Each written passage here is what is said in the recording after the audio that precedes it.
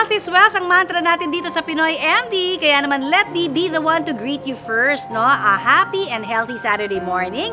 Ako po ang inyong kaagapay sa kalusugan. Bumabati muli sa inyo, Connie Season. At mamaya, makakasama rin natin syempre ang ating Pinoy MD na isang health and wellness expert plus internist din na si Doc Oyi Balburias. Mamaya rin ho, sasagutin niya naman ang mga ipinadala ninyong mga katanungan sa ating Facebook page. Kaya, abangan yan. Magbabalik pa rin po ang Pinoy MD at dahil basta usaping pangkalusugan, alam niyo na, ito. Ngayong umaga sa Pinoy MD, mabait man ang lasa, punong-puno naman daw ng sustansya.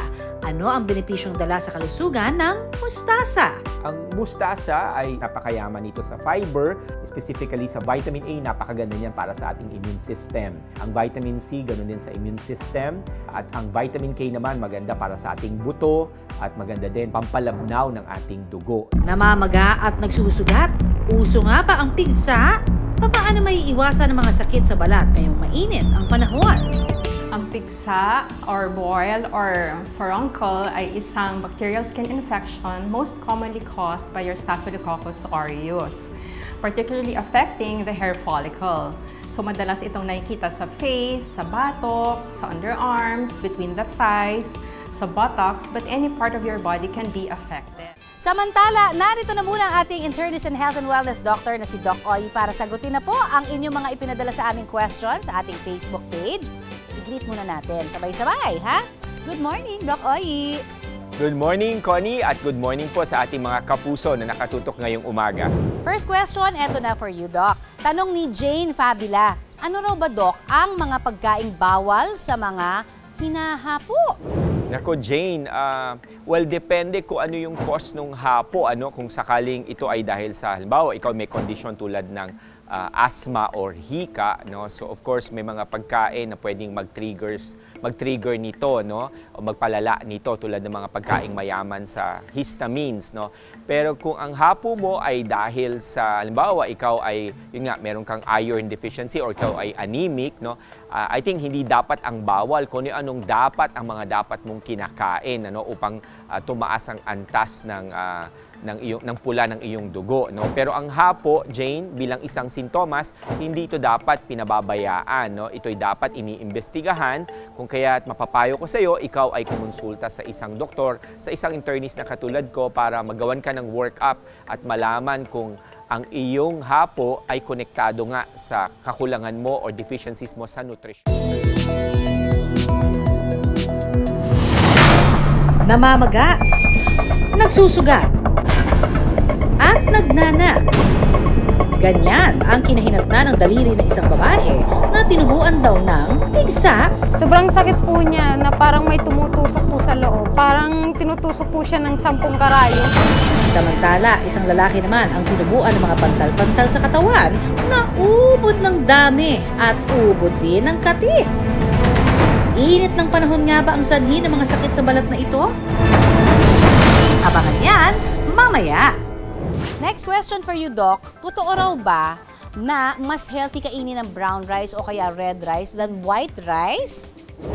Yes, kasi naturally ang brown rice at red rice, ito'y parehong mayaman sa fiber. Hindi katulad ng white rice na napakataas lamang ng carbohydrates. Low na ito sa fiber, no? Kasi tinanggal na nga, no? But at the same time, ang red rice at brown rice ay mayaman din sa mineral tulad ng magnesium, no? At ang red rice, mayaman din ito sa iron at meron isang antioxidants na mayaman ito, yung anthocyanins, no? Na makakatulong para proteksyonan ng ating cells, no? Kaya both brown rice at red rice ay parehong healthier as compared to white rice na, as I've said, masyadong mataas ang carbohydrates at ito yung tinatawag nating isa sa mga high glycemic foods.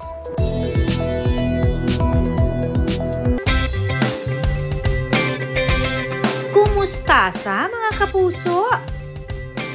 Ngayong araw, kukumustahin natin ang isang gulay na madalas inaayawan dahil sa mapakla nitong lasa. Pero mayaman pala sa benepisyong dala. Ang gulay na aking tinutukoy, walang iba kundi ang mustasa. Kung pagtatanim lang ng mga gulay ang usapan, hindi magpapakabog dyan ang 37 anyos na vlogger na si Ryan mula sa Magalang, Pampanga. Sa likod kasi ng kanyang bahay, ang mga samot-saring gulay, abot kamay. Nung pandemic po, medyo nahihirapang bumili dahil medyo malayo sa amin yung palengke, tsaka lockdown. Hassle po kasi bumili pa sa palengke, medyo malayo. Kaya naisipan ko na lang na magtanim sa garden para anytime may makukuha kami. Mapakamatis, talong, sitaw, at kalabasa. Name it, he has it. Kaya naman kapag oras na para magluto, si Ryan hindi na kailangang lumayo pa sa kusina. Isang pitas niya lang, may instant gulay na siya. Mura na, masustansya pa.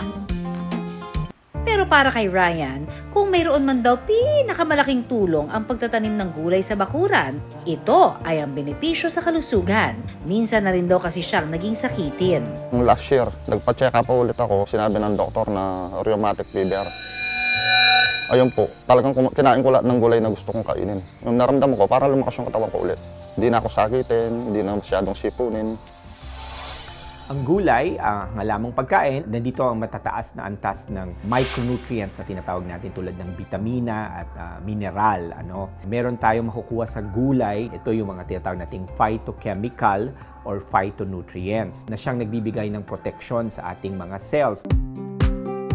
Pero sa dami man daw ng tanim niya sa bakuran, ang paborito talaga nilang lantakan ang mustasa. Sa cruciferous na family, yun talaga yun. Nandun kasi yung kanilang property. Pero maaari namang mabalanse ang flavor ng pait na yan. In fact, may mga probinsya na kung saan kinakain talaga ng hilaw ang mustasa. If you like that spicy kick na panlasa natin. Pwede nating haluan sa pamamagitan ng pagluluto nito. Nalagyan sila ng mga oil or fats. Kung saan makakatulong tulad ng olive oil na kung saan makakatulong para mabalance yung flavor. Pero ang mustasa, pwede pa raw i-level up. Ang specialty nga ni Ryan, ginisang burong mustasa. Ang una po natin gagawin, ilalagay po natin sa planggana ang mustasa. Tapos ilalamas sa asin. Matapos mapiga ni Ryan ang mustasa, ilalagay niya ito sa malinis na garapon. At ibababad sa tubig na pinaghugasan ng bigas. Patience is the key raw sa pagbuburo. Pagkalipas po ng 3 araw, pwede na po itong kainin o igisa. Matapos maburo ni Ryan ang mustasa, tsaka niya ito igigisa sa bawang, sibuyas at kamatis.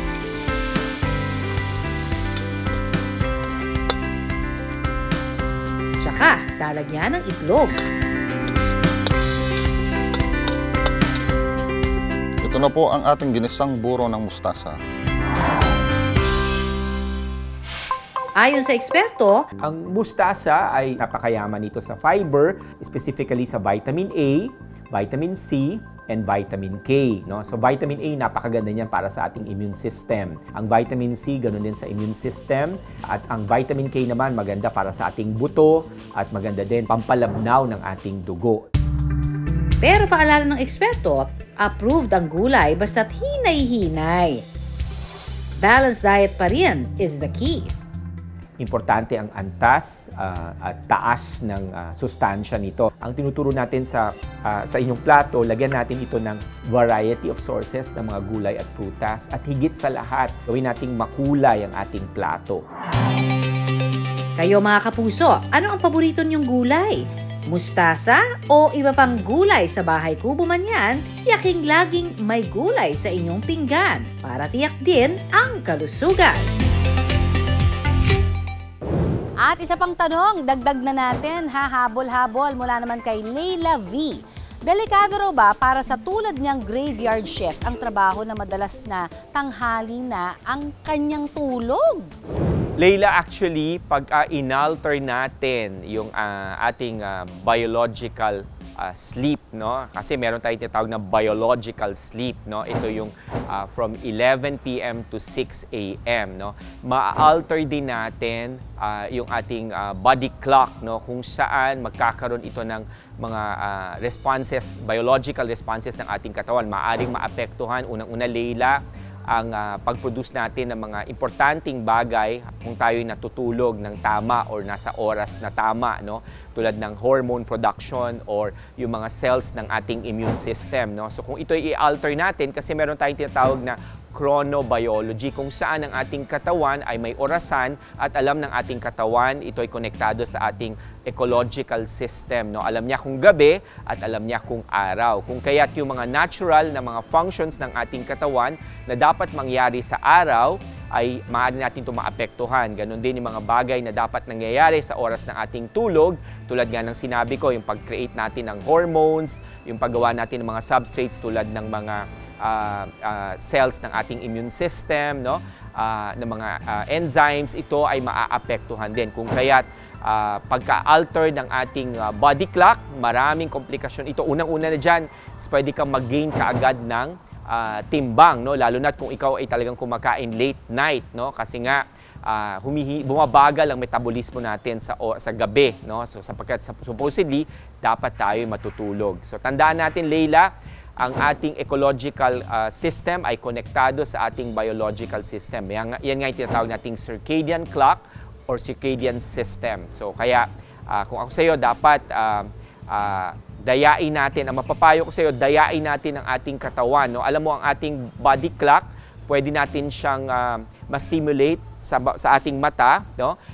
Dapat dayain mo kung talagang hindi mo maiwasan na hindi ka, kailangan mo matulog sa umaga, no? Gawin mong napakadilim ng iyong kwarto, no? Lagyan mo ng maitim na kurtina para i-simulate mo, dayain natin ang iyong body clock na iisipin niya na ibang time zone, nasa ibang time zone ka, no? So ganun din naman sa gabi, no? So kaya minsan pinapayo ko bumili ka nung tinatawag nating blue light filter na glass o yung amber colored glasses, no? Ito yung pwedeng pangtawid mo, no? So bago matapos ang shift mo sa umaga, no, isuot mo na ito kaagad, no? Parang yun ang magsisilbing parang takip silim, no, or signal ng takip silim sa iyong body clock upang madaya natin o mabiohack natin ang iyong sistema.